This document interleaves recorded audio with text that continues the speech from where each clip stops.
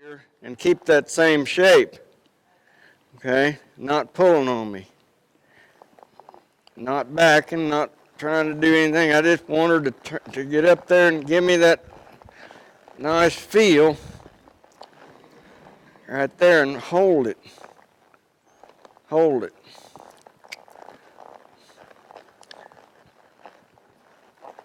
She's pretty sure if she screws around here long enough, I'm going to quit. Get up. Get up. But she might be wrong.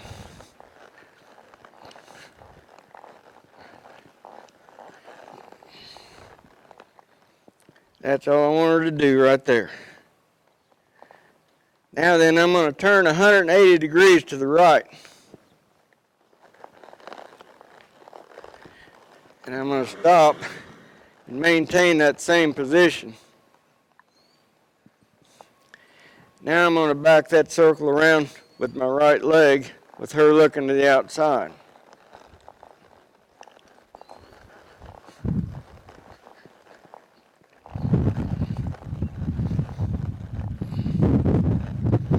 She's not giving me her hip. She's giving me her shoulder too much and not giving me her hip. So I'll keep that same shape to the right. Back. Look around there. Move your hip to the left. Move your hip to the left. Move your hip to the left. She's not giving me that. That's what I want right there. Now let's add a little more backwards to it so we don't have that resistance in there. Keep that shape a little better to the right here right now. Now you see what she's done with her body and her front end. She's just picked that wither up, picked her back up, and she's not pulling on my hands at all. Now that felt real good, so I'm going to turn all the way around to the right, keeping that same shape. Now we're going to go left, and I'll shape her up to the left.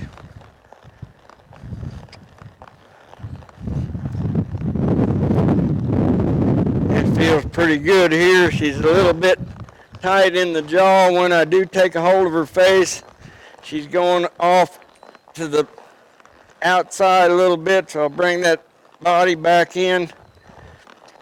Keep that look and get her soft here. She's tensing her body a little bit, tensing her face. Just is. That's all right. She'll figure out how to soften. Now she's softening up. So let's get stopped right here. Maintain that same shape. When I stopped, she braced in her jaw, lifted her head, quit listening to me. She's trying to move her feet, not paying attention. She's trying to get out of that, trying to get out of what she's feeling. And the only way to get out of that is to come and get that nice shape to the left again. She's trying to find it, trying to avoid it, she almost found it, but she didn't quite.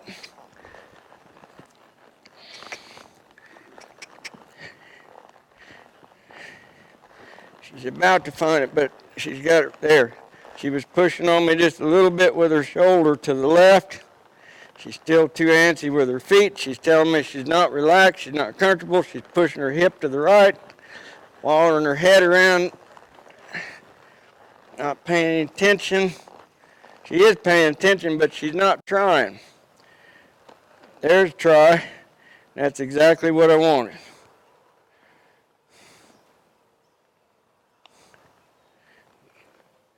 Too big a hurry to move, so I'm going to sit here a little longer.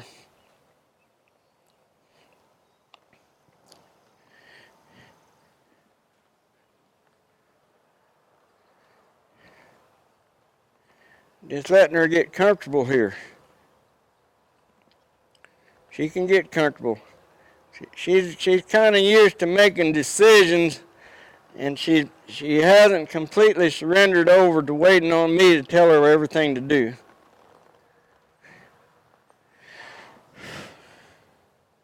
I'd like for her to take a deep breath right here if she would.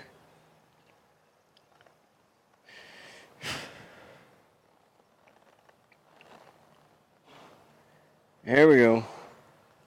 Now let's turn 180 to the left. Keep that same shape.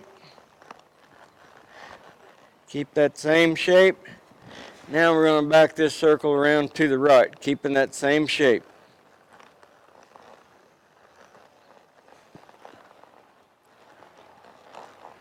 Pushing on me with her shoulder.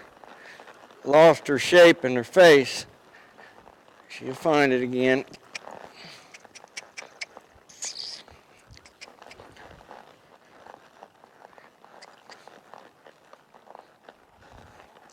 Hips lagging behind. Need a little more backup and the hip to come to the right. Shape to the left. I'm waiting on her to pick that front end up this way like she did going the other way. She hadn't quite found it yet. See, she raised her head up above the, there it is. There we go. Right there. Now let's keep that same shape and turn all the way around to the left.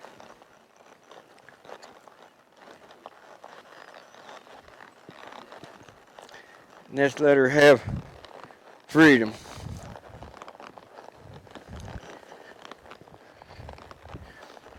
But I find that when I stay real particular about how they're holding themselves, even more particular about where their body is, and then having it a very definite place for them to go, when they do find it, the attitude on the other side of it is just terrific.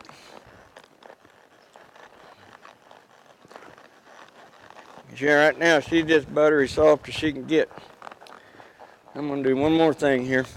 I'm going to put her chin on her left shoulder, and I'm going to use my right leg and push her right hind up towards her left front. See that shoulder come through? I don't want the shoulder coming through. I want the right hind. There we go. Keep up. Right hind, push that left front. Again, we're finding that resistance up in her face, resistance in her body. But because I know exactly what I want her to do, when she takes that right hind and pushes it up, pushes her front end like that. Everything, I don't want her looking to the left. Looking to the right. I want her to keep looking left. Move your hind end to the left. Go forward. Lost my forward motion, so I'll just bump on her with both feet a little bit. Still looking for a little more agreement here.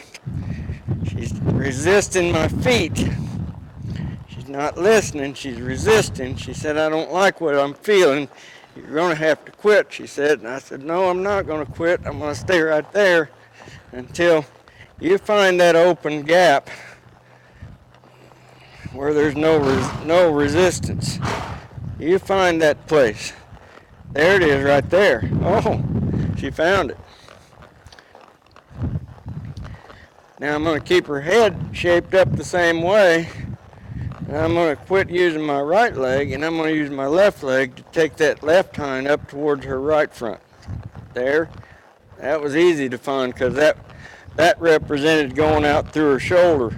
She didn't have to work at that. This one requires a little more work because when they're looking in the direction of travel, that hip and that head are going the same direction. That's a lot more difficult. I'm going to bring her nose around to the right shoulder. And I'm going to use my left leg now. Put her left hind up, and that's very nice. This way she's a lot more agreeable, but she's a little bit tight right through here. So I'll bump with my right foot. Bump with my right foot. Keep bumping there. Now we're almost there, but then she said, I got a root in your hand. I can't take this anymore. I've got a root. And I said, well, you can root all you want, but my hands aren't going to leave until you soften up and go forward up into that nice feel right there. Okay, that's it right there. So now she's not feeling either leg or either rein. I'm going to change the legs. I'm going to take her right hind towards her left front. Perfect. Quit using the right leg. Just take the left hind toward the right front. Perfect. Just let her have some rein here and just enjoy for a minute walking around here under no pressure.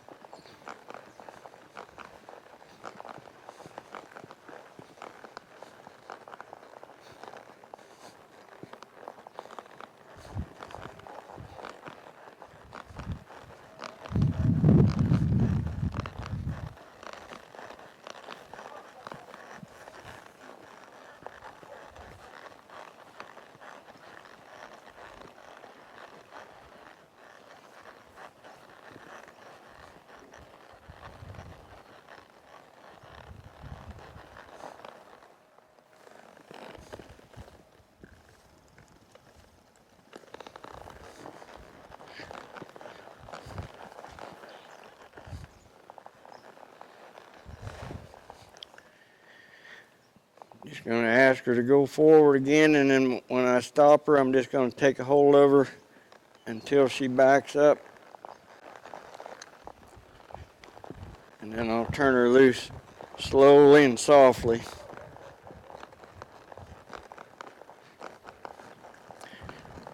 I want her to stop just because of bridle rein, not because I told her to stop with my voice or my seat. I'm going to just take the slack out of the bridle reins and hold it till she gives me that nice soft feel backwards and she's backing straight. Then I'll softly let her loose. I'm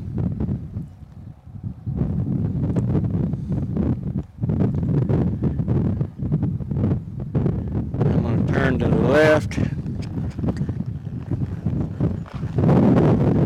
Walk along here. She's not thinking about stopping, so I'm going to take the slack out of the bridle reins, keep a hold of them until she's pulling on my hands a little more than I'd like for her to when I take the slack out of the bridle rein, so I'll just hold it until she softens up.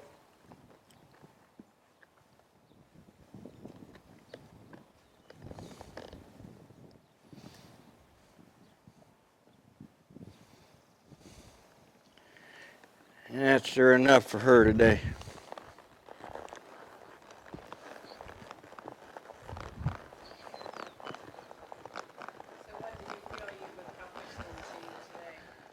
Well, she was pretty defensive in her sides and in her face, and so by staying steady and letting her work through that.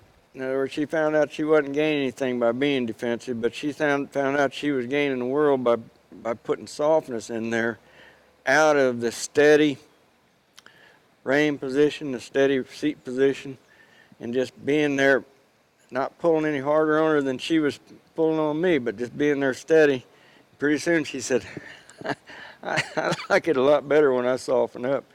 And when she did that, I mean, she just got buttery soft everywhere. So. Can you get the same results if you just get on and go? Yeah, you can. You can do that.